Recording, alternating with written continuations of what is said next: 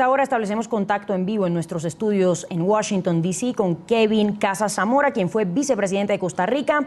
Actualmente es director del programa Estado de Derecho, Diálogo Interamericano, y es un reconocido experto en asuntos de seguridad, corrupción y política hemisférica. Una muy buena noche, señor Casas, y gracias por estar con nosotros en NTN 24. Bienvenido. Encantado. En medio de todo este escándalo internacional, llama la atención que la Casa Blanca no confirme los nombres. Escuchábamos hoy al portavoz de la Casa Blanca no referirse propiamente ni mencionar ningún nombre. Sin embargo, la Corte de Manhattan en el expediente sí lo hace. Le pregunto por qué esa postura de la Casa Blanca, por qué guardar silencio en cuanto a los nombres se refiere.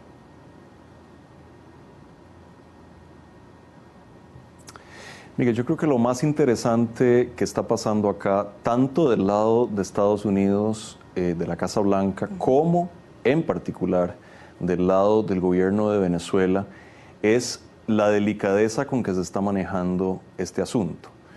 Lo más notable de todo esto, incluso más que las declaraciones que dio la Casa Blanca en la que no mencionó los nombres de los presuntos imputados, lo más interesante es la ausencia total de una reacción oficial del gobierno de Venezuela, lo cual sugiere que hay un interés de que esto pase lo más rápidamente y lo más desapercibido posible, porque es profundamente embarazoso para el presidente Maduro y para el gobierno de Venezuela. Y creo que en el caso de la Casa Blanca tampoco hay un interés de inflar esto y convertirlo en un enorme escándalo, más de lo que es, habida cuenta de la cercanía con las elecciones del 6 de diciembre y las posibles afectaciones que esto pudiera ocasionar en el clima electoral. Claro, y esto quizás, esta respuesta que usted nos da, señor Kevin Casas, sería o confirmaría altas negociaciones o altas reuniones entre dirigentes venezolanos y la propia diplomacia estadounidense. Es decir, confirmaría quizás que se están moviendo por lo alto para mantener este tema por bajo.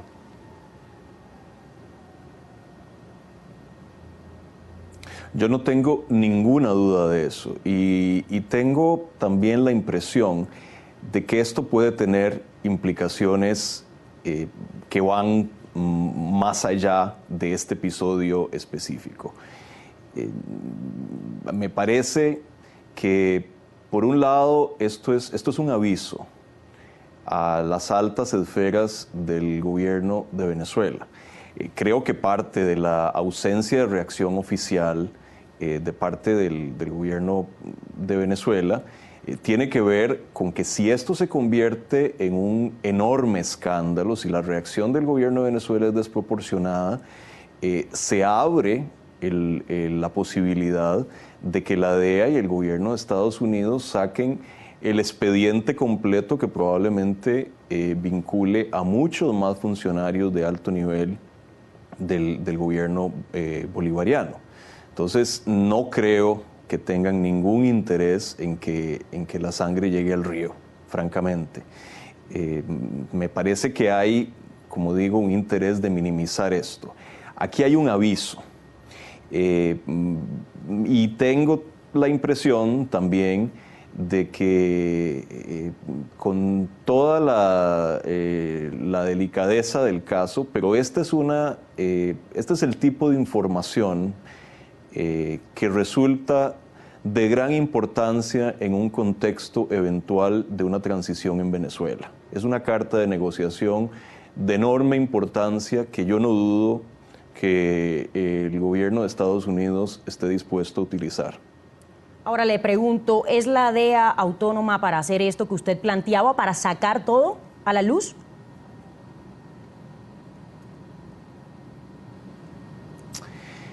Mire, podrían hacerlo, claro que podrían hacerlo, como podrían no hacerlo. Y ahí es donde está lo interesante de este caso. Me parece, insisto, en que esta información es apenas un aviso y que todo el expediente que seguramente tiene la DEA ya acumulado, que sabemos que lo tiene, porque aparte tampoco es ningún secreto, esto se ha hecho público. La información que está en ese expediente puede ser una carta política de gran importancia en el contexto de una eventual transición en Venezuela. Finalmente, agradeciéndole su tiempo con NTN 24, ¿qué tan descabellado es pensar una teoría en la que hayan lanzado a estos dos jóvenes a la boca del lobo y los hayan puesto como una trampa para saber qué hay detrás, para la propia red poder calcular y dimensionar hasta dónde pueden llegar?